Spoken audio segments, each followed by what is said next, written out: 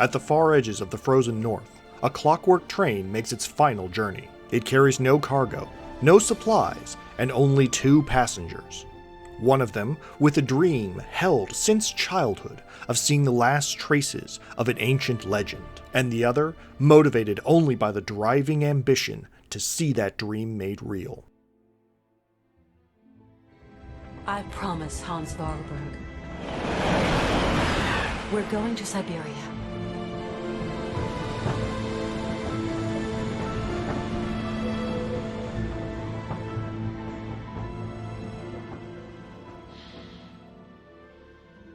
Syberia 2 is a point-and-click adventure game. As the game opens, your character, Kate Walker, is traveling by mechanical train to the quasi-mythological land of Syberia, a place that exists at the edge of the known world, and where legend says ancient creatures from before recorded times still dwell. Like a lot of 2D adventure games, the interface is fairly straightforward. Clicking around on the screen will either move your character or interact with objects in the environment. Clicking on NPCs will allow you to chat with them and either gain information or ask them for assistance. Clicking on tools and puzzle pieces will allow you to pick them up and add them to your inventory. You'll then be able to use them later to solve challenges and overcome obstacles in order to unlock new areas and progress the story. Now, what's very nice to discover about this game is that Syberia 2 is a clear refinement of the best elements of the previous game. If you're not familiar with it, Syberia 1 was a very underwhelming representation of an adventure game. It had an intriguing premise, it had some really fantastical environments, but it failed to deliver on any meaningful gameplay. And yet here, in the sequel, the developers managed to fix most of the problems. For starters, it manages to keep a lot of what I liked about the first game, namely the environmental design. Syberia 2 includes a number of fascinating locations, each of them beautifully rendered and wonderfully detailed, all while managing to maintain that mysterious tone of this unexplored region at the edge of the known world. It helps that the areas in general are not as large as the previous game, so you don't get fatigued just walking around and exploring them. And it really helps that you're making linear progress through these areas as well. Once you solve the puzzles in front of you, you move on to a new area, so there's much less backtracking this time around. And while I'm on the subject, the puzzles this time around are actually puzzles. You will often be required to use problem-solving skills in order to complete confounding contraptions. And even the fetch quests are much more logical and straightforward.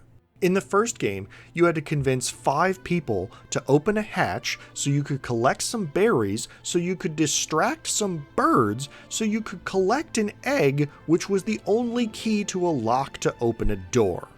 Compared to this time around, when I find a machine that isn't working and go to investigate and find that it's out of gas. At which point I immediately know, okay, I need to find some fuel for it. And this gives me an incredibly clear and natural objective, which is so much more satisfying.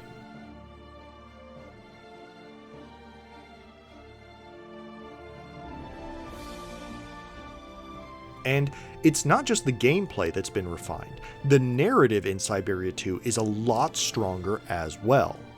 At the start of the game, we catch back up with Kate Walker, who is on board a mechanical train piloted by a robot conductor and who is speaking to the long-lost inventor Hans Vorarlberg, a man who has spent his entire adult life trying to reach the edges of the Siberian continent and the mysteries that await him there.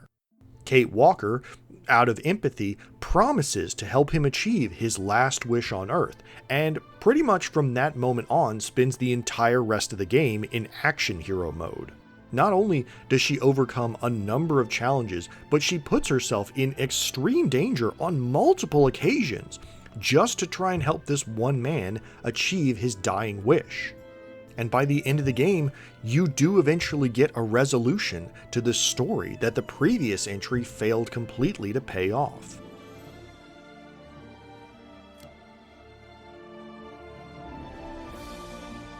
Now, with that out of the way, I should mention that Syberia 2, while a refinement, is not a complete redesign. It does manage to fix a lot of the problems that the first game has, but it doesn't manage to eliminate them entirely. For instance, while backtracking in the game has been much reduced, it's not entirely absent. The first area of the game, Romansburg, is a good example of this, as you often need to walk the entire length of the town in order to complete your objectives. And even though there are a lot more puzzles in the game this time around, there are still a number of fetch quests as well. And even the story of the game doesn't quite manage to deadbolt the delivery of its narrative entirely. For example, they use this narrative framing device where in between sequences they'll have a group of lawyers in a room talking about how we need to find Kate Walker and we need to bring her back home safely. And they sort of chat about where Kate is on her journey and where she's visited, but nothing comes of it. It has no impact on the plot, and the only purpose I can assume is to retcon that maybe everyone in Kate Walker's life in America wasn't completely terrible? I don't know. Like I said before, nothing comes of it, so it winds up being just a bunch of extra filler. Still, Syberia 2 is a nice change of pace, one of the few examples of a sequel that manages to overcome and even improve on the elements of its predecessor. I would give Syberia 2 3 out of 4 stars, and I would recommend it. The game has a beautiful aesthetic, it has a charming story, and it has a reasonable mixture of exploration and puzzle solving. If you're a fan of point-and-click adventure games, this is a good one to check out. It even includes a story recap of Syberia 1, so you don't even need to play the first game in the series. Well, it seems as though we've reached the end of the line, and I would like to thank you once again for watching and listening. Till next time.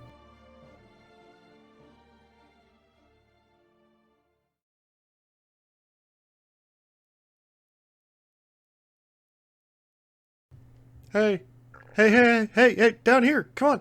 I need your help. Come on. What's going on? Fine. What's this? Don't want to let me into your monastery because I'm a woman? Oh, we'll see about that. Fine. I'm going to steal your clothes. I'm going to sneak into your monastery. How about that? You like that? Oh, that's not all. I'm going to vandalize your art. I'm going to mess up your candles. I'm going to perform homeopathic medicine right under your noses. That'll really teach you. Yeah, what do you think of me now? Kiss my leather chaps. I'm out of here. See ya, suckers!